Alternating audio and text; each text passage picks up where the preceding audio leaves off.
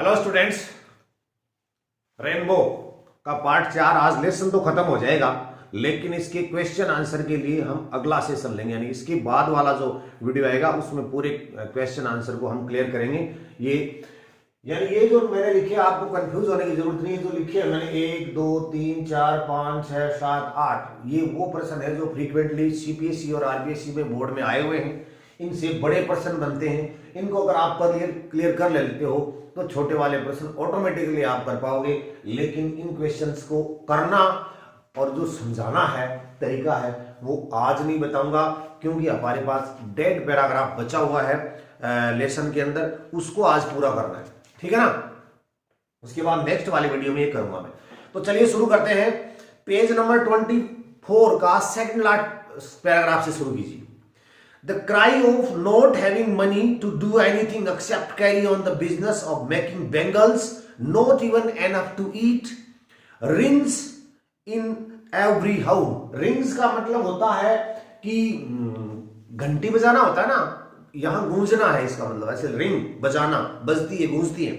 तो the cry of not having any money to do anything except carry on business of the making bangles, not even to enough, यानी ये जो कराह, वेदना, गूंज, ये कराहट है, ये गूंज हर घर में गूंजती है कि बहुत कुछ बेंगल मेकिंग जैसे खतरनाक हैजार्डस काम को करने के बाद में भी पर्याप्त भोजन खाने को नहीं मिलता। ये कराहट हर घर में गूंजती है। Rings in every home. The young man echo the lament of their elders.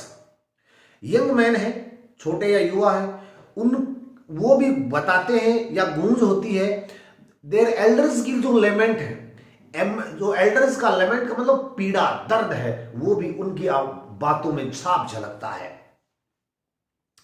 Little has moved with it, थोड़ा बहुत परिवर्तन हुआ है। It seems in Firozabad years of mind numbing toil. Mind numbing toil, दिमाग को सुन्न कर देने वाली मेहनत। ऐसा लगता है, ऐसा प्रतीत होता है कि फिरोजाबाद में दिमाग को सुन्न कर देने वाली जो टॉयल है, killed all initiative and ability to dream, या ऑल इनिशिएटिव,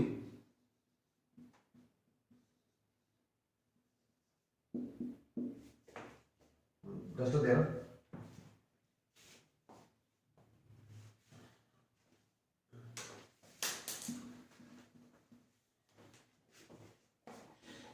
इनिशिएटिव होता है शुरुआत करना या कुछ एक स्टैंड लेना, जिसको कहते हैं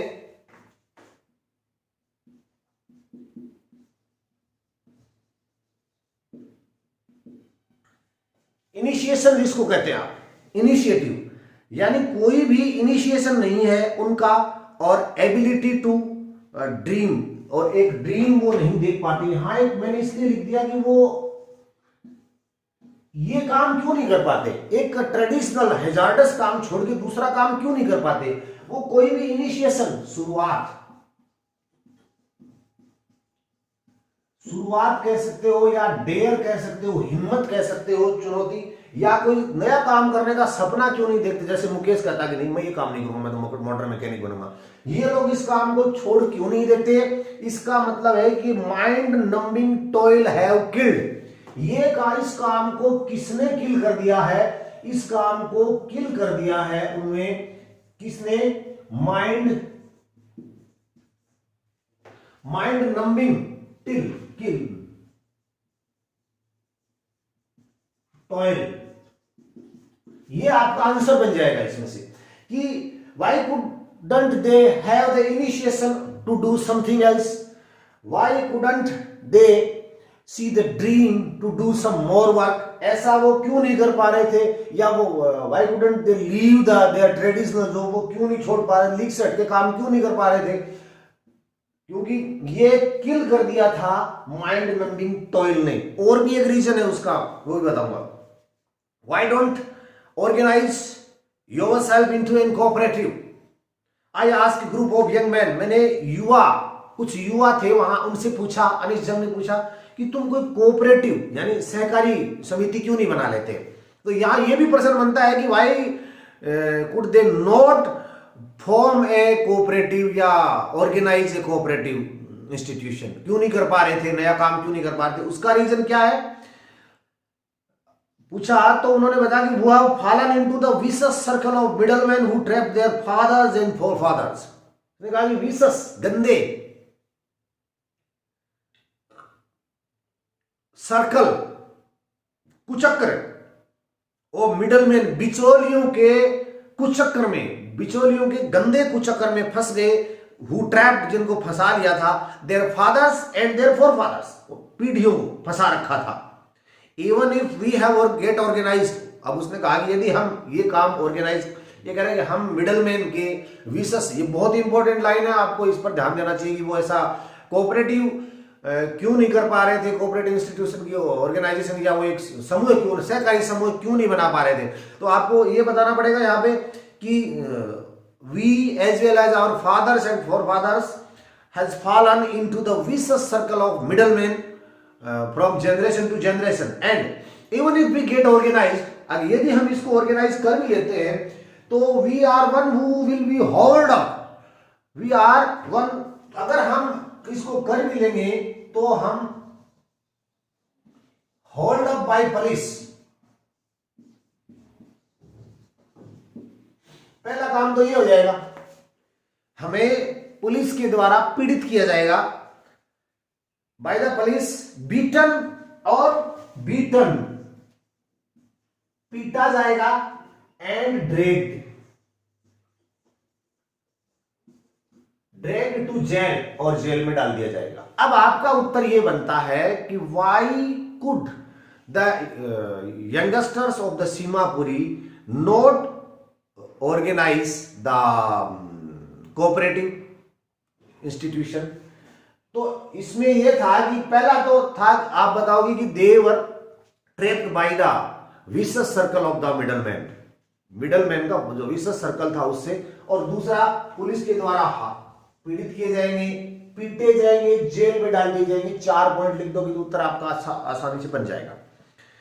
बीटन ड्रैंक समथिंग इलीगल और देन दे से देयर इज नो लीडर। एक कारण और बताया है इसका, अगला कारण है कि there is no leader among them, उनमें कोई लीडर नहीं है, ऐसा कोई नेता भी नहीं है जो हमारी मदद कर सके। No one who could help them to see things differently, और ऐसा कोई आदमी और भी नहीं है जो हमें डिफरेंटली, भिन्न प्रकार से, हमारे जीवन को विभिन्न प्रकार से देखे। तो यहां पर क्या क्या कारण होंगे, आपको पहला कारण ये बताना है कि एक इसमें लिखा हुआ है कि वो कोऑपरेटिव और कोऑपरेटिव इंस्टीट्यूशन को ऑर्गेनाइज क्यों नहीं कर पा रहे थे। तो पहला तो है विशेष circle of middle due to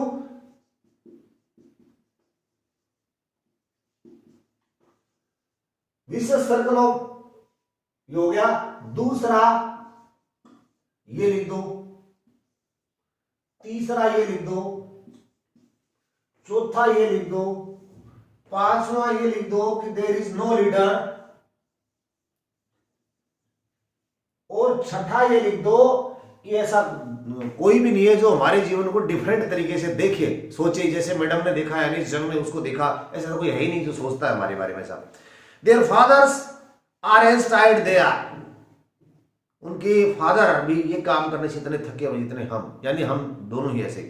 they talk endlessly in the spiral that moves from poverty to apathy and apathy greed and injustice, और जो एक कुंडली नुमा सोच है उनकी, वहां से गरीबी से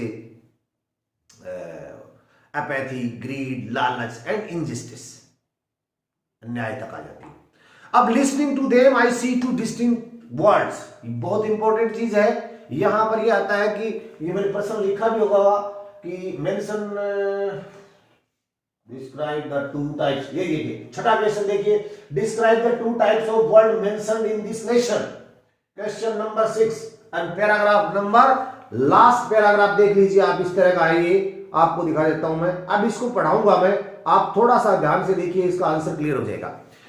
ये listening to them I see two distinct words, दो वर्ड है, दो दुनिया है, यहां बताई गई है। मैं इसको मिटा ही देता हूं। यहां ये पूछा जाएगा आपसे कि वो कौन से दो वर्ड्स हैं, Mention the two types of birds described by Anish Jung in this lesson, Lost Spring। और इस तरह से रिलेटेड कोई भी क्वेश्चन आता है, क्योंकि इंपॉर्टेंट प्रश्न है इसको, तो उसमें लिखा है one of the family caught in the web poverty. जो तो टू वर्ड्स हैं मेंशन्ड बाय, इसमें वन तो क्या है, एक तो ये है one the family caught in the web of poverty.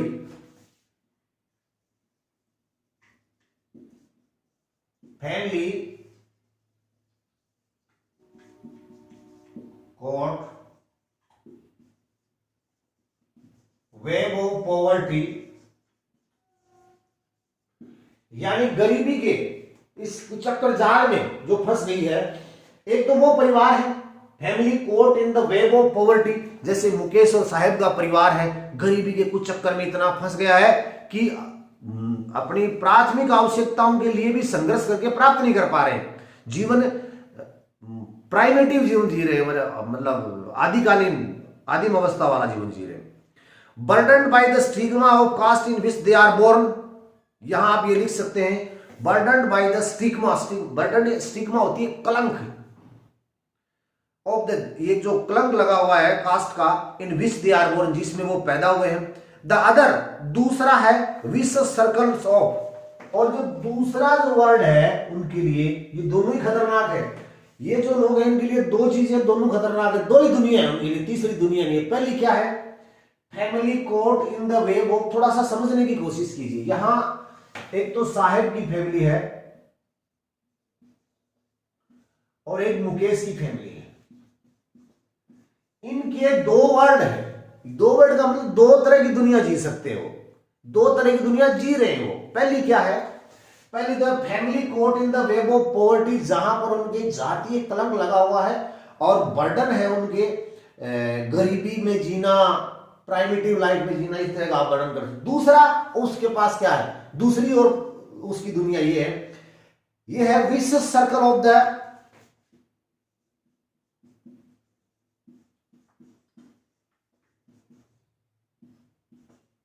Circle, विशेष सर्कल ऑफ द साहूकार,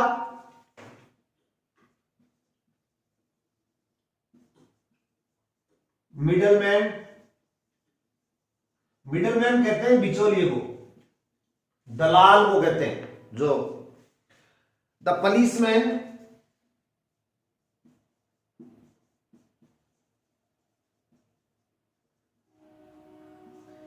उसके बाद the keepers of the law,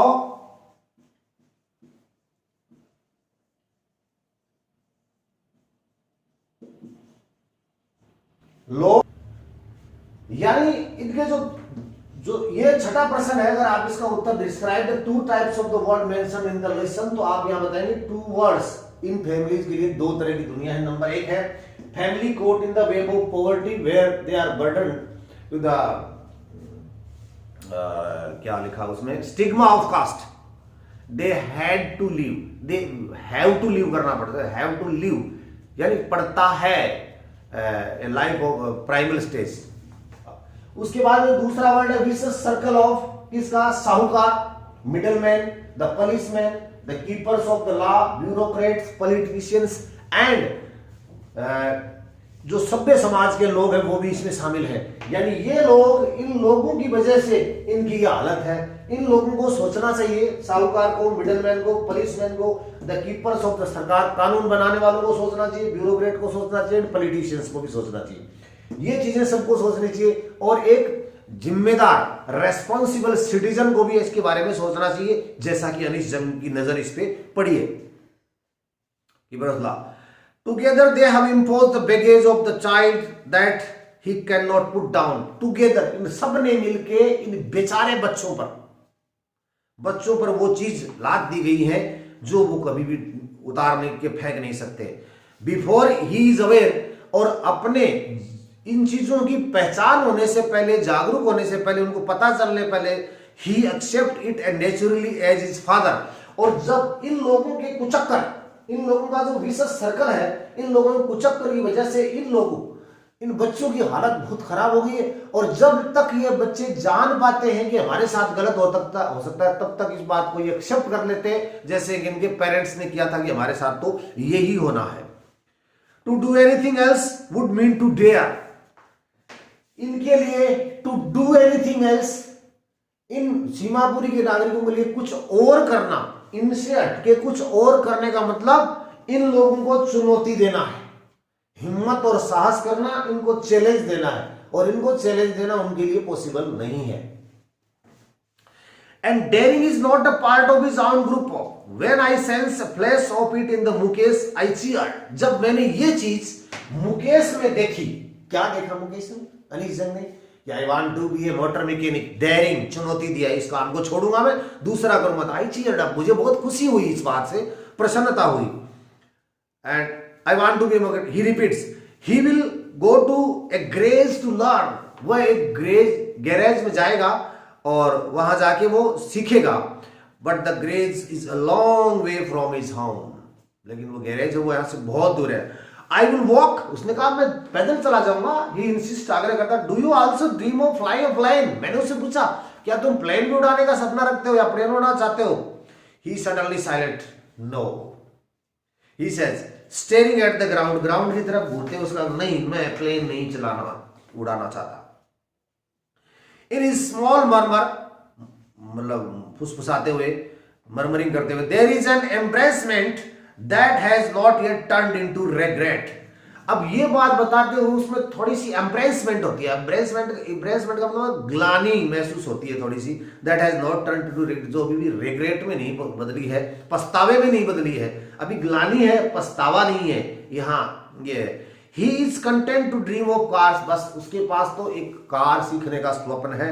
and he sees hurtling down the streets of his town और फ्यू एरोप्लेन्स फ्लाई ओवर। हालांकि उसने देखी है उस हटलिंग डाउन द स्ट्रीट्स, यानी तेजी से दौड़ते हुए गलियों में, भागती हुई गलियों में, town, few aeroplanes fly over Firozabad, Firozabad के ऊपर से कुछ प्लेन्स है वो उड़ती है।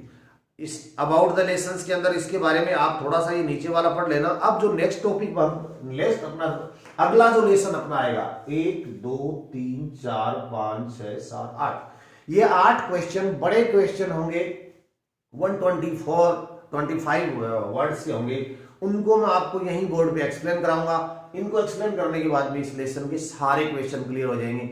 अगर आपको, आप एक बार इनको देख लीजिए, इनके अलावा भी अगर आपको कोई क्वेश्चन ऐसा है जो आप ये चाहते हो कि मैं बोर्ड पे आपको क्लियर कराऊं, इसी लेसन का कोई है टॉपिक, क्वेश्चन है, तो आप उसको कमेंट बॉक्स में लिख दीजिए। नेक्स्ट जो वीडियो आएगा उसको मैं बोर्ड पे क्लियर करवा दूंगा।